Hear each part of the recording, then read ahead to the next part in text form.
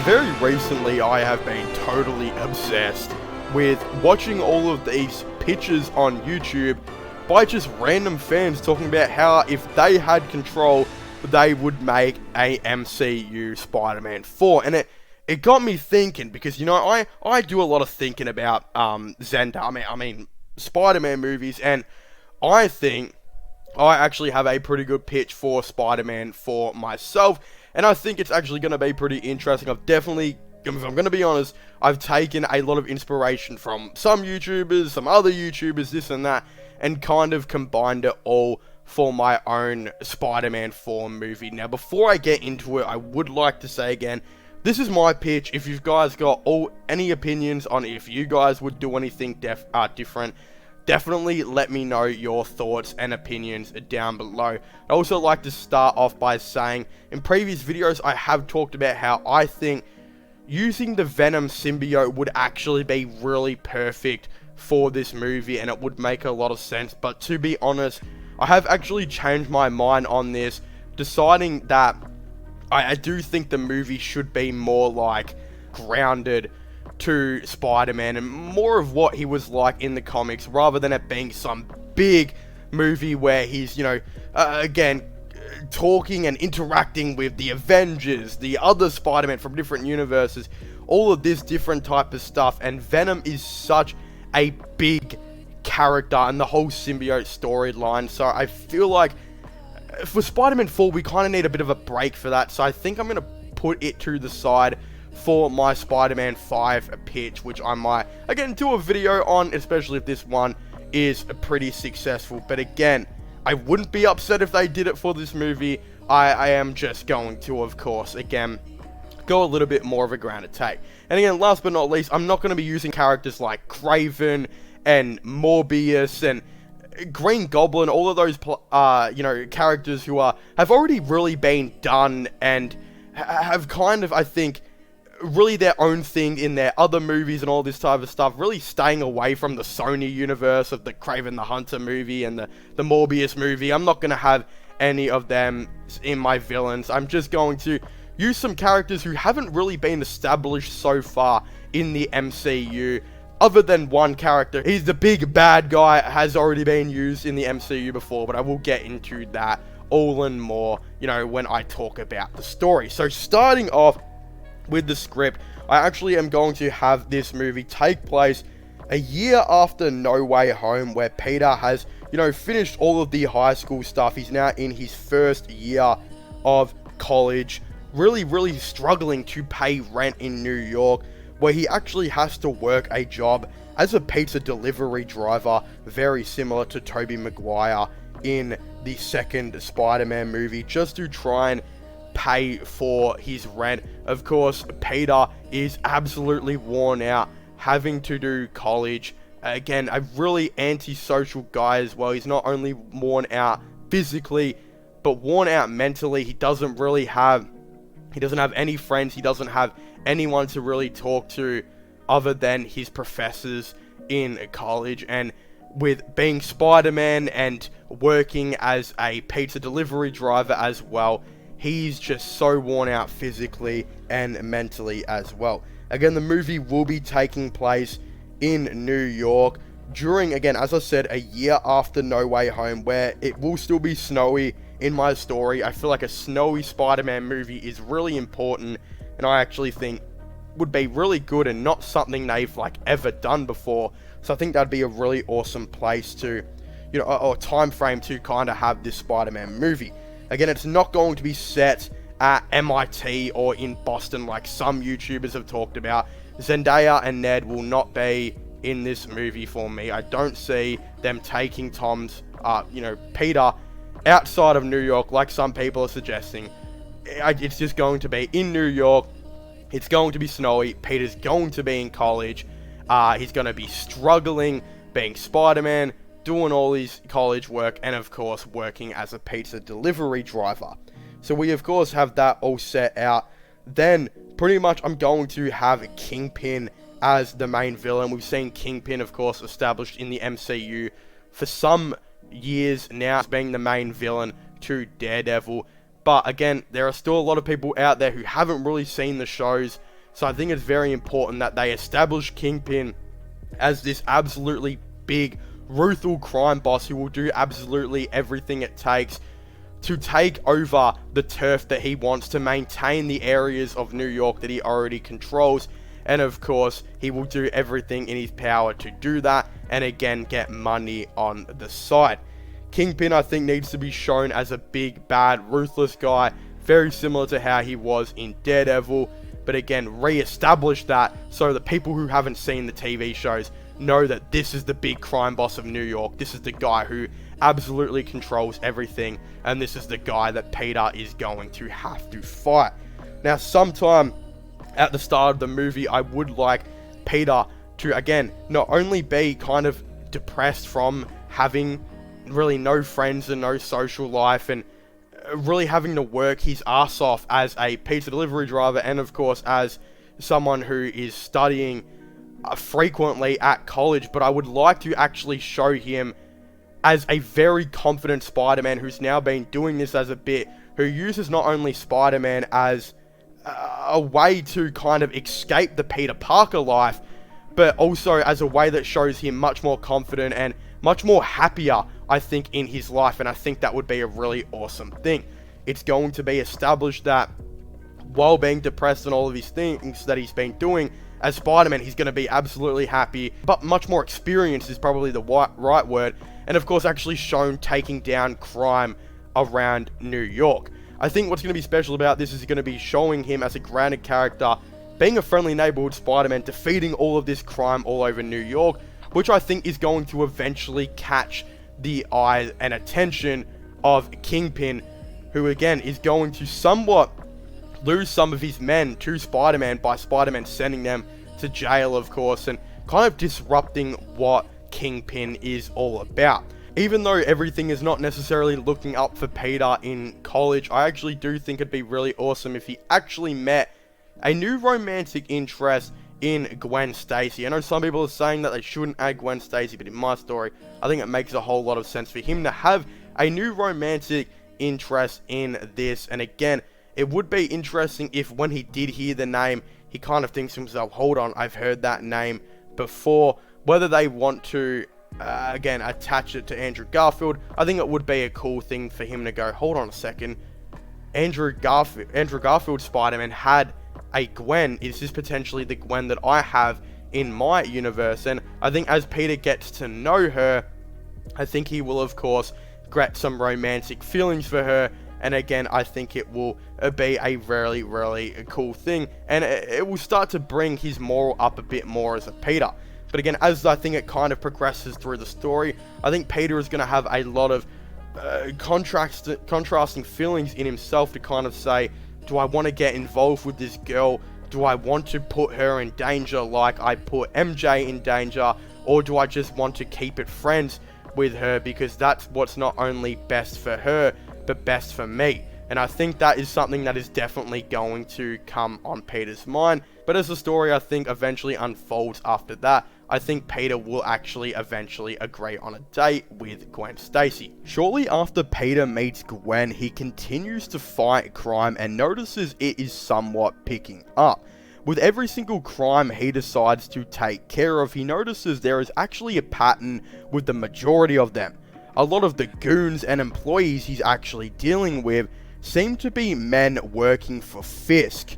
Peter notices this as he is interrogating a lot of them, although a lot of them just seem like they would rather not reveal any news or information, because what would happen if Fisk would find out they were the one who was snitched could actually be a higher consequence than being sent to jail by Spider-Man. Shortly after Spider-Man deals with all this crime, the Kingpin notices that he is just no match for the Spider-Man right now, and he's becoming a big nuisance to every single project and thing that he is trying to accomplish around New York right now. As Kingpin begins to get more frustrated with the Spider-Man, he tries and figures out some ideas onto how to actually stop them. A couple ideas he has is actually to hire a couple of what he likes to call bounty hunters and people who will squash the Spider and deal with him. He goes out and hires a bunch of people that we've previously seen in the MCU before, like the Scorpion, who we saw make a cameo in the first Tom Holland Spider-Man movie at the end, which we see him in jail. I envision that he, of course, is going to get out of jail. I assume he will have just been caught for some petty theft or something like that. And then again, we will see him, I think, eventually become the Scorpion. And of course, I think Kingpin really kind of hire him to do it. Also, the Shocker, who was in Spider-Man Homecoming and worked for the Vulture, while also hiring Miles Morales' uncle, which we do see in Spider-Man Homecoming as well. A new character who we don't actually see in any of the Spider-Man movies thus far, who he actually hires, is the Black Cat. Now, Black Cat has never been used in any of the Spider-Man movies so far, which is actually really weird, and I think she would be an awesome character to actually add to this movie, as not only would she be kind of trying to, I think she'd be, of course, working for Kingpin, but also not at the same time. He would hire her to go and, of course, I think, stop Spider-Man from doing everything that he's doing, but in fact, it's actually being led that Black Cat is actually working for him for her own purposes, and again, I think it will show very, very quick that she doesn't really have any care to really stop Spider-Man. She just kind of wants to play with him, which is what her nature is, of course, in the comics and in the Spider-Man video game.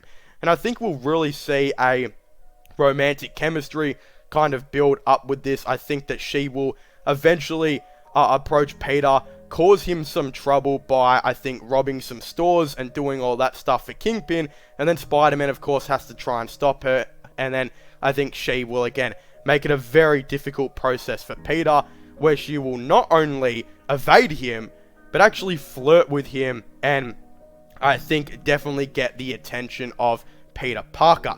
But as Peter spends more and more time with Black Cat, he starts to forget about all his Peter Parker problems, and just in his mind is really focusing on being Spider-Man, because that's what eventually makes him happy. He doesn't have to think about, being a delivery driver and all of this type of stuff while he is Spider-Man, and that's why he likes to do it. And this Black Cat is a distraction, not only romantically for him, but something that actually gets him more social, which he hasn't really had the opportunity to do. In doing this, he forgets about other Peter Parker stuff, like the date he did agree on with Gwen Stacy earlier.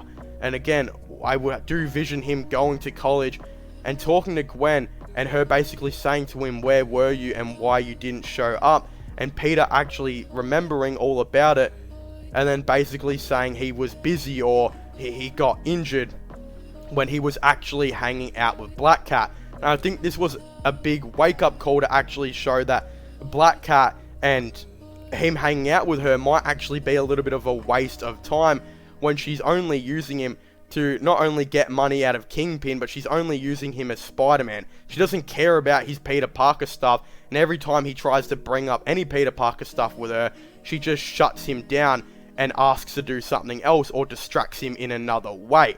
In doing this, Peter realizes that he needs to focus more on his Peter Parker stuff, and again, pay more attention to Gwen Stacy, as she could very much be the one, as he's very attracted to her and actually finds her a very good friend and a person he can actually have a conversation with and actually relate to. As Spider-Man would continue to stop Kingpin's thugs around New York, something actually interesting would happen, where he would actually go and notice that a big bank is getting robbed in New York, where he would eventually go and decide to stop it.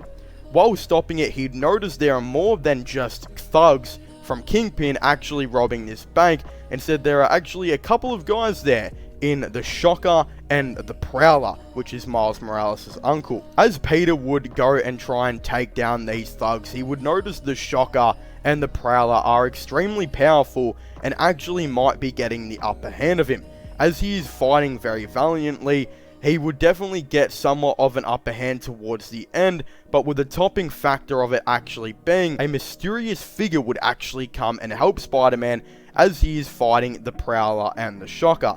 This mysterious figure being Daredevil. Daredevil will of course help Spider-Man, and Peter not actually realizing who he is until the fight is over. Daredevil would help Peter, of course, stop the Shocker and the Prowler and make sure the police would be able to take them away, where they would eventually go to jail. Peter would then start talking to Daredevil, with Daredevil actually revealing his identity as Matt Murdock. Peter would then say to him that I have seen you before, with Matt Murdock, of course, not exactly knowing who he was. Peter just eventually would kind of step on his tongue and would say, nope, I can't really, reveal what my identity is, but let's just say that I know you and you have a familiar face. Daredevil would be completely understanding of this, as he understands the whole entire secret identity thing. Again, Daredevil would talk to Peter about Fisk and tell him everything that he knows about him. They would eventually go on to have a conversation where they would decide to actually team up, and agreed that it would be better off if both of them teamed up to stop Fisk, as there is twice as much power with them both and they can help each other out. Daredevil would explain that the Kingpin has been overseeing a lot of the crime that's been happening in New York for quite some years now, with him even explaining he's had multiple encounters of him and he knows that finding him is not going to be an easy task. Peter comes up with a very brilliant idea though, by actually saying that he might actually know someone who can actually help him find the Kingpin, and they could eventually go and confront him together. Daredevil is extremely curious about what is Spider-Man saying right now, and kind of thinks that it is somewhat impossible to find Kingpin, with him thinking about the idea that you can't find Kingpin, it's usually that Kingpin will find you. Peter though does clarify that he promises Daredevil that he does have someone and will touch base with him when he has more information. Peter goes out his way to get back in contact with Black Cat, but after he cut her off, she's kind of doing this thing where she's kind of like blue balling him and is not actually responding to his texts or messages at all. After getting no messages from Black Cat, he decides to actually tell her to meet up at a location that they both had previously been to. Peter would go to the location to speak to Black Cat, but he notices she is not there and didn't arrive. He wonders what she could possibly be doing at this time, thinking that it might be more than just her, kind of blue-balling him and of course blacklisting him and just not responding to him. Peter would notice a robbery was actually happening a couple of yards away from where he was. Peter would go and try and deal with the robbery, taking a more stealth approach, noticing it was another Fisk robbery, this time on a museum. Peter would go in and take out each Fisk member one by one until he saw something. A guy who was in a very big Scorpion armor would of course be helping out these crooks. As Peter would get ready and try and decide a plan to actually take him down, he notices something actually go next to him, of course being the Black Cat, who was watching him the whole entire time. Black Cat and Peter whispered to each other, with Peter saying, "I've been trying to get in contact with you," and Black Cat saying, "I know." Peter would eventually go and try and take down these Fisk members and the Scorpion, with Black Cat of course helping out. One of the Fisk members would let the Kingpin know that Peter is there and trying to stop the operations, and that the Black Cat was of course helping. Fisk would send more men to of course come and try and stop Peter, with Peter and Black Cat struggling with all of these Fisk members and the Scorpion to deal with as well. After he and her would start to knock out a couple of Fisk members and eventually start to weaken the Scorpion, something really big would come through the door. It was the Kingpin. The Kingpin was there with a couple of more guys, revealing that the Prowler and the Shocker never actually went to jail, with them both actually escaping the van that took them away. The Kingpin and the Shocker, the Prowler, and of course the Scorpion would attack the Black Cat and Spider-Man, with both of them being extremely weak and struggling to deal with them all. Of course, Peter would send out a quick alarm to Daredevil like he did say he would, and Daredevil would eventually get there to help out. I kind of envision it to be this big end battle where you have Daredevil, Spider-Man, and Black Cat, of course, fighting, I think, the Kingpin, the Prowler, and of course the Shocker and Scorpion. As the three would eventually get kind of ahead and would eventually stop them, I think it would be really awesome to see the Prowler actually make an escape, and note that it would be too risky for him to go back to jail. Spider-Man would notice the Prowler actually escape, but would decide it is too much of a risk to go after him, as he still needs to make sure the Kingpin, Shocker, and Scorpion actually go to jail this time. I think as we would see, Peter eventually do it, he would of course, get the upper hand of them, and Daredevil, Peter, and Black Cat would make sure it of course happened. Black Cat, being wanted by the police, would still get out before the police were to be there, and of course Spider-Man would make sure that they did get into that, police bus and police van, and of course did make their way to Rikers, where they will be kept away for a brief period of time, until maybe escaping in another movie. As Peter and Daredevil would watch Kingpin, Shocker, and Scorpion go to jail and make sure they of course did go to Rikers, I think it'd be awesome for Peter to actually go and return to his normal life of college. I think it would show he and Gwen of course progressing their relationship, and of course getting in touch, and maybe even going on one more date. While on the date though, Peter would actually get a message from the science team saying that they had been given permission by some of the college executives to actually look at this brand new symbiote that one of the colleges of course actually discovered, with I think the college actually being pretty discreet of it, and some of the scientists being kind of secretive of it, and saying it's already a symbiote that has already somewhat been discovered before, and again we're just using it to show our students. I think Peter would eventually get to the college and see that it was a little black piece of goo that for some reason was trying to get to him. A couple of the college students said that they have let the college know that they do have it, but the college hasn't really said anything to the government yet, therefore the reason the government hasn't taken it away and tried to experiment on it yet. They tell Peter it's only a matter of time before the government does get here to take it away, so he actually should look at it and tell them what he thinks of it, and see if maybe it is worth, taking a look at. Of course, Peter would spend some one-on-one time with it, I think, and of course, eventually it would escape out of the thing, and I think get on Peter and turn him into the black symbiote suit.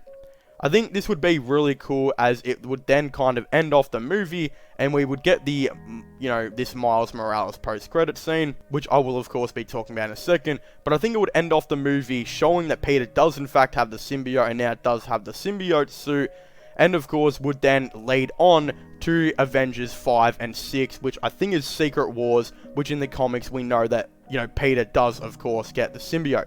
I think this would make a lot of sense. I think it'd be really cool for Peter to get the symbiote at the end of this movie, have it in the Avengers movies, and then of course I think number 5, it'd be really cool if it was Peter maybe battling inside himself to maybe get rid of the symbiote, and showing that the power is maybe too much and maybe is not a good thing.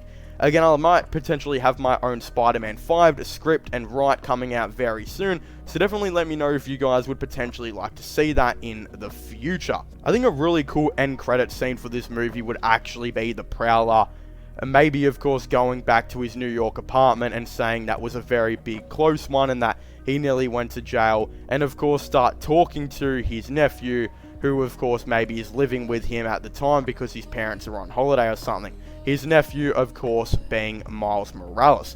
I think that would be a very cool way to actually set up Miles Morales for the 5th movie, where maybe Miles Morales starts at the same college that Peter's at. Peter's in year 2 of college and Miles Morales is at year 1. And then of course maybe Peter decides to take Miles under his wing after he notices he's doing a similar class to him. But of course, if you haven't already, please make sure to leave a like and subscribe to the channel. Comment your thoughts and opinions on all of this down below. Do you guys agree with how I've kind of got Spider-Man 4 going, or do you guys not? Do you guys like that I've got it being a little bit more of a grounded movie? Of course, I would definitely like to know. Of course, don't forget to subscribe to my sports channel and my IRO/vlog channel. Links for them will be in the description down below, and comment your thoughts and opinions. But as I was saying, leave a like, subscribe, and comment, and I'll see you guys next time. Goodbye.